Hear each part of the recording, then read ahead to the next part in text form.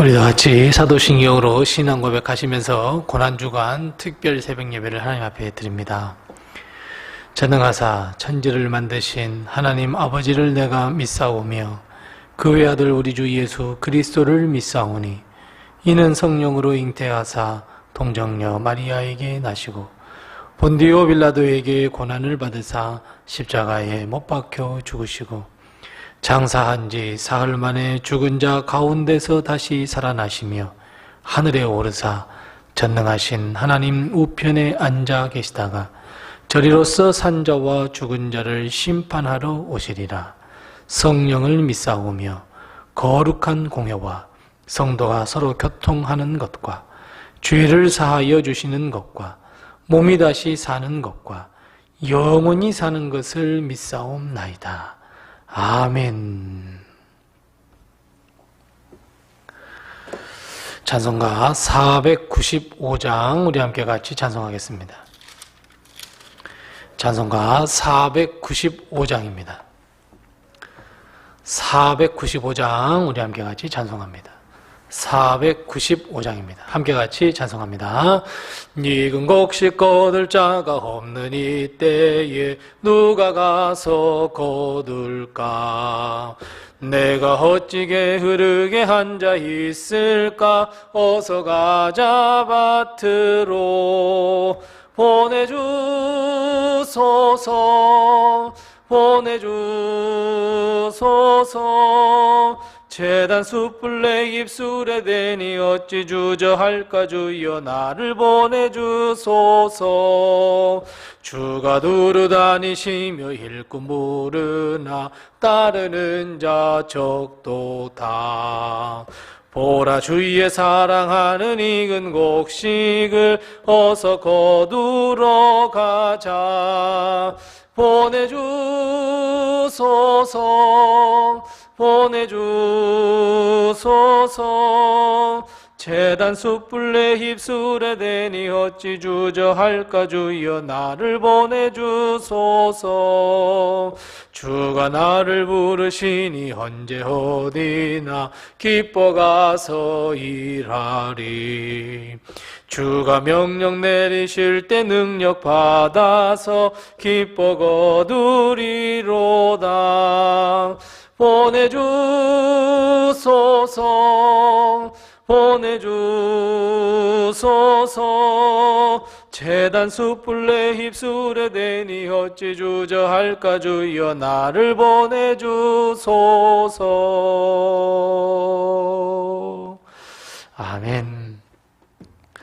오늘 시간 하나님께서 우리에게 주시는 말씀은 신약성경 사도행전 9장 1절 말씀부터 9절 말씀입니다.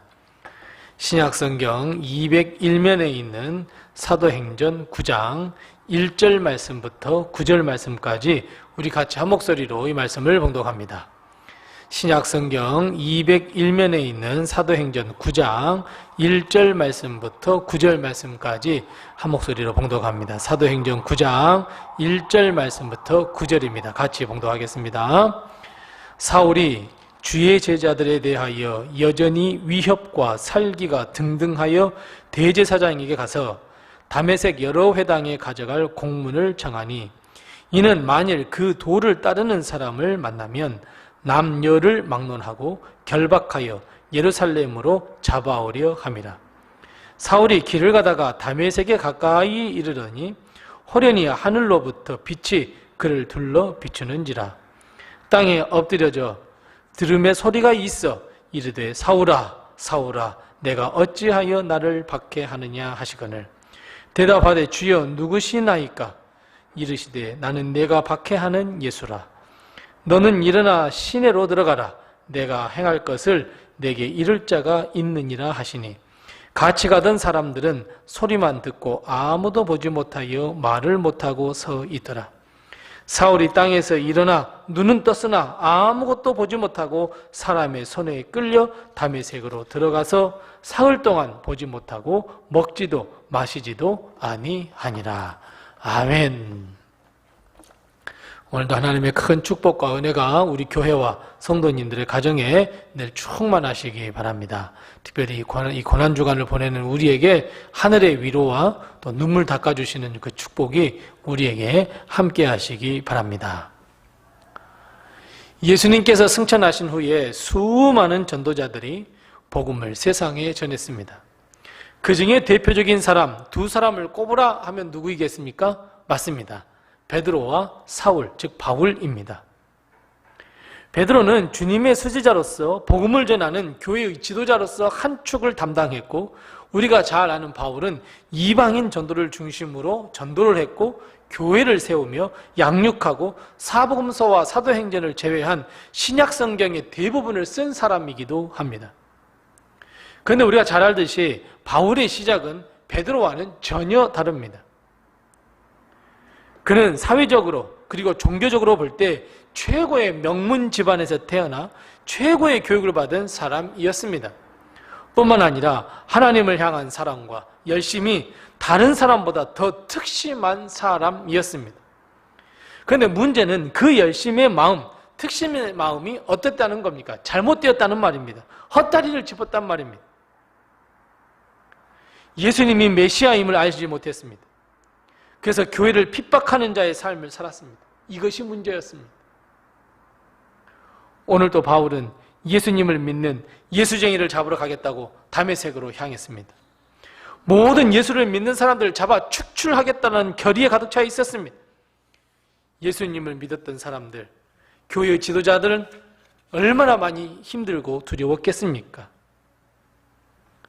교회의 지도자였던 스데반을 죽인 이 바울이 다메섹을 향했다는 이 소식에 얼마나 두려워 떨고 있었겠습니까? 그런데 그때 다메섹에 거의 가까이 다가섰을 때 오늘 보면 3절 말씀처럼 호련히 하늘로부터 빛이 그들을 둘러 비추기 시작합니다. 그리고 바울의 귀에 큰 소리가 들렸습니다. 사울아, 사울아, 내가 어찌하여 나를 핍박하느냐. 사울은 땅에 엎드려졌습니다. 두려웠습니다. 떨렸습니다. 누구냐는 질문에 주님은 내가 핍박하는 예수라 라고 대답하셨습니다. 여기서부터 바울의 삶은 완전히 바뀌었습니다. 핍박자의 삶에서 전도자의 삶으로, 당당했던 삶에서 주 앞에서 당당하게 설 수 없는 죄인 중에 괴수라는 고백에 가는 그 삶에서 이제는 예수님을 전하는 삶으로, 교회를 핍박하고 허물었던 삶에서 교회를 세우는 삶으로, 말씀과 복음을 전하는 삶으로 완전히 바뀌었습니다. 즉 사울이 바울 되었습니다. 사울은 예수님을 만난 뒤로 아무것도 할 수 없는 자가 되어버렸습니다. 오늘 본문 말씀 8절 말씀, 9절 말씀 보십시오. 눈은 떴으나 아무것도 보지 못했습니다. 사람들의 손에 겨우 이끌려 다녀야 했습니다. 사흘 동안 아무것도 먹지도 마시지도 아니했다 말씀하고 있습니다. 주님은 그런 바울에게 나타나셔서 아나니아에게 가라 말씀합니다. 그리고 아나니아에게도 똑같이 나타나셨습니다. 사울이 오면 안수하여 낫게 하라 명령합니다. 그런데 아나니아는 사울의 명성을 익히 알고 있었습니다. 어찌 그를 고치라 하십니까? 어찌 그 예수님을 핍박한 자를 고치라 하십니까? 라고 하는 질문에 주님은 아나니아에게 이렇게 말씀하십니다. 이 사람은 내 이름을 위하여 내 이름을 이방인과 임금들과 이스라엘 자손들에게 전하기 위하여 택한 나의 그릇이라. 사랑하는 성도 여러분, 회개는 예수님을 만나 삶의 변화를 일으키는 강력한 힘을 가지고 있습니다. 그냥 겉으로 보기에는 아이고 하나님 내가 이런 죄를 저질러서 용서해 주세요, 여러분 이것이 회개라고 생각하십니까? 아닙니다. 회개는 예수님을 만나 삶의 변화를 일으키는 강력한 힘을 가지고 있습니다. 보십시오. 예수님을 핍박했던 사울을 어떻게 변화시켰습니까? 이방인과 임금들과 이스라엘 자손에게 전할 그 바울로 변화시켜 주시고 나의 택한 그릇이라고 주님께서 말씀하고 있습니다. 예수님을 핍박했던 사울을 예수님을 이방인과 많은 임금들과 이스라엘 자손에게 복음을 전할 바울로 변화시키는 이 강력한 힘을 가지고 있는 것이 바로 회개입니다. 그래서 여러분, 회개는 주님을 만나는 것이며 동시에 우리의 삶이 변화되는 것임을 여러분 기억하시기 바랍니다. 그저 회개란 내 죄를 고백하고 내가 용서받는 것이라고 생각하십니까? 아닙니다. 그 이상입니다. 회개는 그보다 더 큰 능력을 가지고 있습니다. 우리의 삶 송두리째 변화시키는 능력을 가지고 있습니다. 삶이 변화되는 능력을 경험하고 싶으십니까? 참된 예수 그리스도의 제자로서 세상에 복음을 전하며 용서받는 기쁨을 전하는 삶으로 변화되고 싶으십니까? 그렇다면 여러분 예수님을 만나십시오. 회개하십시오. 그 과정을 반드시 거치십시오. 회개는 우리를 영원한 생명, 구원을 얻게 할 뿐만 아니라 우리로 하여금 주님의 이름을 세계에 알리는 삶으로 변화시켜줄 그 능력을 가지고 있는 것이 바로 회개입니다. 주님을 만나 회개하는 우리에게 너는 내가 선택한 나의 그릇이라고 말씀하십니다. 사랑하는 성도 여러분, 회개를 통해 주 예수 그리스도의 참된 제자로 거듭나시기 바랍니다. 삶의 놀라운 변화를 경험하는 은혜를 여러분 경험하시고 그 은혜가 우리에게 임하시기를 바랍니다. 회개하면 이 세상의 것을 의지하지 않는 삶을 살게 됩니다. 사울이 주님을 만나 3일 동안 아무것도 할 수 없는 상태가 되었습니다. 회개하면 세상의 자랑거리가 아무런 소용이 없게 됩니다. 회개하면 세상이 추구하는 모든 것이 아무런 능력을 발휘할 수 없게 됩니다. 바울은 다른 사람의 도움이 아니고서는 걸을 수도 없었고 다른 사람의 그 인도함이 아니고서는 갈 수도 없는 눈을 다 잃어버렸습니다. 시력을 잃어버렸습니다. 먹지도 못했습니다. 마시지도 못했습니다. 자랑했잖아요. 옛날에는 마음껏 다녔잖아요.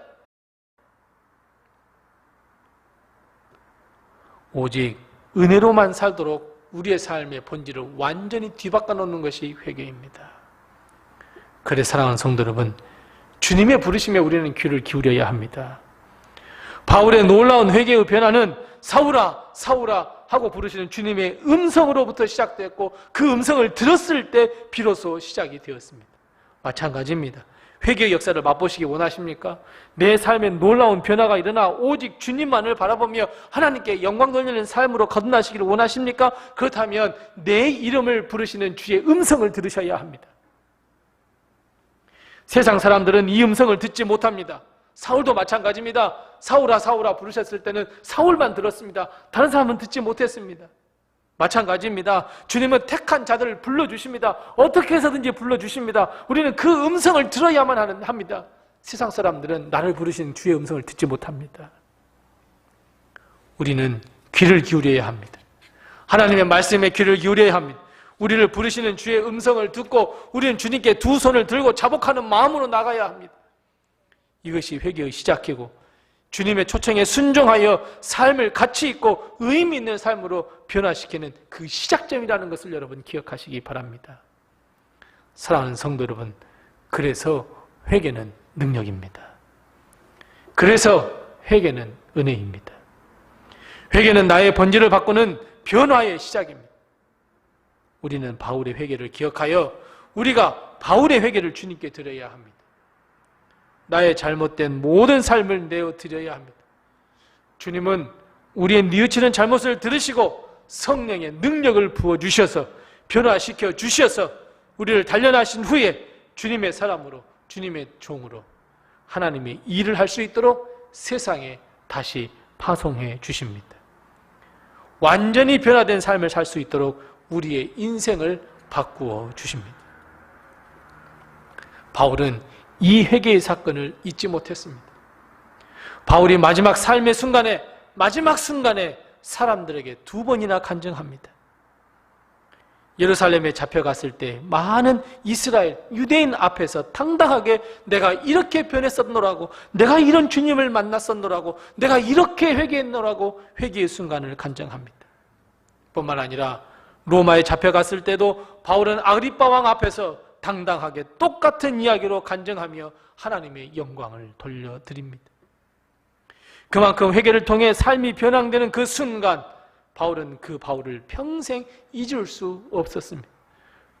우리 역시 주님을 만나 진심으로 회개한 그때를 잊을 수도 없을 뿐만 아니라 잊어서도 안 됩니다. 물론 우리는 매일 삶 속에서 우리 주님 앞에 회개하지만 정말 주님을 만나 내 삶이 송두리째 변하는 그 회개의 시간도 분명히 여러분 필요합니다. 우리 삶의 한 획을 그을 수 있는 그 회개의 시간. 사랑하는 성도 여러분, 오늘이 바로 그런 날이 됐으면 참 좋겠습니다.